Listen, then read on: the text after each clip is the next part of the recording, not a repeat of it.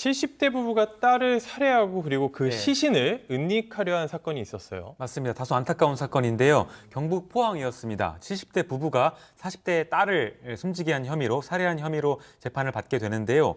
이 70대 남성은 지난 4월에 경북 포항의 자택에서 본인의 딸을 숨지게 합니다. 그리고 본인의 아내와 함께 인근 야산에 데려가서 이걸 묻으려고 하는데요. 미수에 그칩니다. 미리 구덩이를 파뒀지만 시신이 무거워서 옮기는 게 너무 어려웠기 때문인데요. 결국 이 70대 남성 아버지는 살인 등의 혐의로 재판에 넘겨졌고 아내는 사체 은닉 미수 혐의로 기소가 됩니다.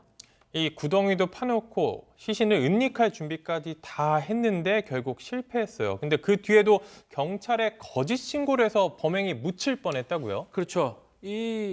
이렇게 준비를 해놓고 옮기려고 하는 게 좀 무거워요. 무거워서 사람을 부릅니다. 사람은 장의사를 부릅니다. 장의사를 불러가지고 요 매장 좀 해달라고 부탁하는데 장의사는 이런 걸 많이 다루잖아요.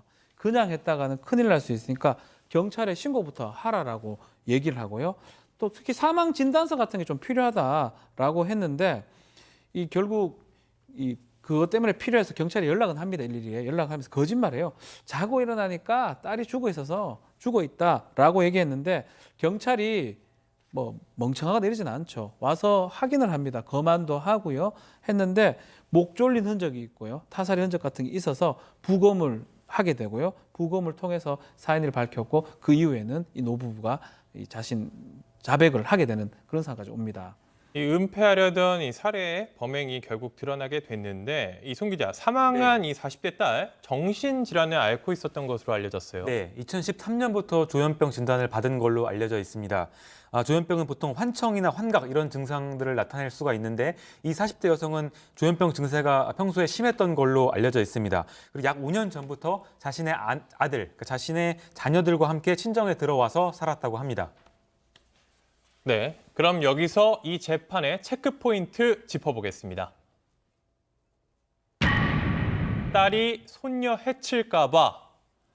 이 수사 과정에서 아버지가 밝힌 범행 이유가 바로 저겁니다. 딸이 손녀를 해칠까 봐. 이 딸의 조현병 증세가 심각해져서 손녀의 인생을 마칠까 봐 그랬다는 이 부부. 범행 동기를 어떻게 봐야 됩니까? 교수님? 제가 볼 때는 말이죠. 이게 그 전반적 범행을 갖다가 우리가 살펴보게 된다면 참 딱하다 이런 생각이 들어요. 근데 이제 그 딸은 정신 그 질환이죠. 점점 상황이 나빠지죠. 그러면 만약에 딸이 제가 볼 때는 아마 그 이전에 그 손주에 대해서 약간 뭐 해꾸지도 하고 그렇게 했나 봐요.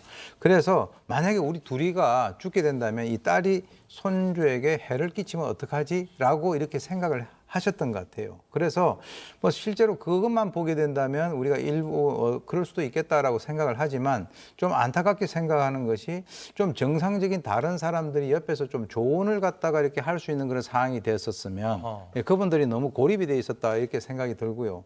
그렇다면 오히려 이제 이 딸을 뭐 정신병원에 입원을 시키고 뭐 손주가 어느 정도 성장할 때까지 이 두 부부가 합심을 해가지고 양육을 하다가 만약에 문제가 되면 어느 정도 좀 커서 좀 이렇게 그 복지기관이라든가 이런 어떤 케어를 받았으면 좋지 않았겠는가 하는 그런 생각이 드는데요.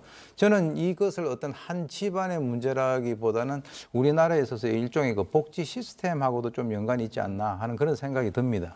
이 범행이 이뤄졌을 당시에 이 손주는 유치원생 정도 되는 나이였다라고 하는데 이 백 변호사님, 그래서 재판에 넘겨졌어요. 어떤 판단이 나왔습니까? 일단 나머지를 다 빼고 살인과 그 이후의 상황만 쭉 본다면 죄질은 굉장히 안 좋습니다. 안 좋죠. 그러니까 본인의 딸을 목 졸라서 살해하고 그리고 사체를 은닉하기 위해서 구덩이까지 파놨고 그게 여의치 않자 살인이 없었던 것처럼 꾸미려고 그 이후 행동까지 했단 말이죠. 하지만 뭐 남편과 아내가 고령인 점이 있다라는 것 하나하고 11년 동안 이 중증 정신질환을 앓고 있는 딸과 그 딸의 자녀를 충실하게 그렇게 돌봤다라는 거, 그리고 지금 범행 전체를 다 인정하고 반성하고 있다라는 점. 그러니까 아까 조금 전에 말씀하셨던 것처럼 이 살해의 동기와 이게 어떤 동기라고 하더라도 살인이 정당화될 수는 없지만 양형의 참작이 될 수는 있습니다. 지금 이런 상황을 다 고려해서 일단 남편에게는 징역 5년, 아내에게는 징역 2년에 집행유예 4년을 선고했습니다. 그런데 교수님, 이 손주의 입장에서 보면은 자신의 어머니는 할아버지 할머니 손에 이제 세상을 떠났고 할아버지 할머니도 이제 처벌을 받게 된 거잖아요. 할아버지 같은 경우는 실형이 나왔고 할머니 같은 경우는 집행유예가 나왔지만 이 어린 나이 유치원생밖에 안 되는 나이에 참 끔찍한 일을 겪은 것 같아요. 그야말로 천혜고아가 된 거죠. 지금 이제 뭐 제가 볼 때는 뭐 아버지는 지금 현재 그 연락이 안 되고 없는 것 같기도 하고요. 그래서 지금 이 아이에게 있어서는 어른은 딱 3명이 있었는데 한 명은 지금 현재 그런 식으로 뭐 살해당했고 2명은 지금 처벌을 받아야 되는 그런 상황이니까 아까도 제가 말씀드렸습니다만은 이런 상황에서는 이제 국가가 개입을 해서 이 아이가 제대로 살 수 있도록끔 어떤 그 여건을 만들어 주는 것이 국가의 책무 또는 의무다 이렇게 생각이 듭니다. 예, 교수님께서도 잘 말씀을 해주셨지만 이 박 변호사님, 네. 이 딸이 정신병원에 입원해서 치료를 받았다면은 이런 일까지는 벌어지지 않았을 거 아니냐 이런 이야기도 계속 나오고 있어요. 그렇죠. 사실 2017년에 정신보건복지법이 개정이 됐는데 이전만 해도 사실은 이 환자의 인권이냐 아니면 정말 어떤 정신병 치료가 중요하냐 또 가족도 인권이 필요한 부분이거든요. 이런 부분들이 논란이 많이 됐었는데 어쨌든 간에 환자의 동의 없이는 정신병원에 강제 입원이 지금 불가능한 상황입니다. 그래서 이 예전에는 뭐 가족의 동의나 보호자의 동의에 따라서 정신병원 입원도 됐는데 2017년 개정 이후에는 환자 본인의 동의가 없으면 지금 입원이 불가능하고 좀 이런 상황이 결국 생긴 거 아니겠습니까?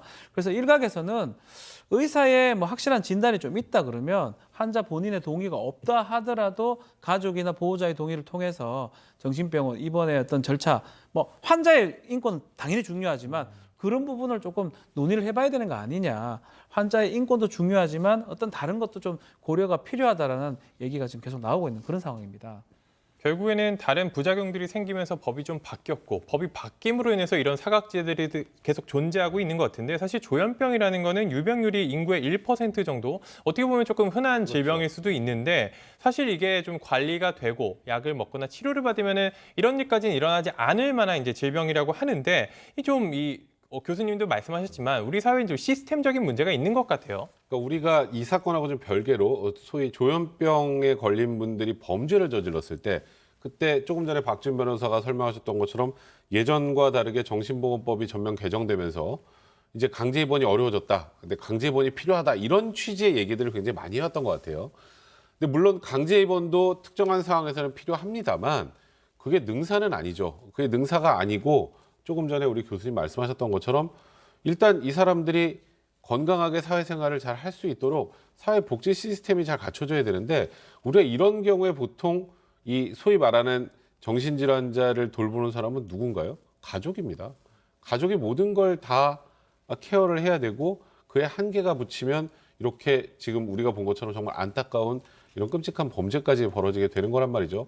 이런 경우에 그냥 강제 입원 이걸로 해결할 것이 아니라 가족에게만 또 모든 이런 그 케어를 전담시킬 것이 아니라 이제 복지의 체계를 좀 넓혀서 그러니까 이 소위 조현병에 걸린 분들도 이 주변 이 소위 지자체 내에서도 자유롭게 활동할 수 있을 정도의 치료까지 받을 수 있게 옆에서 좀 그렇게 사회 전반에서 돌보는 시스템이 좀 필요하지 않나 이런 생각도 좀 듭니다. 네, 단순한 가정의 문제가 아니라 우리 모든 사회가 나서야 할 문제라는 점 저도 좀 공감이 갑니다.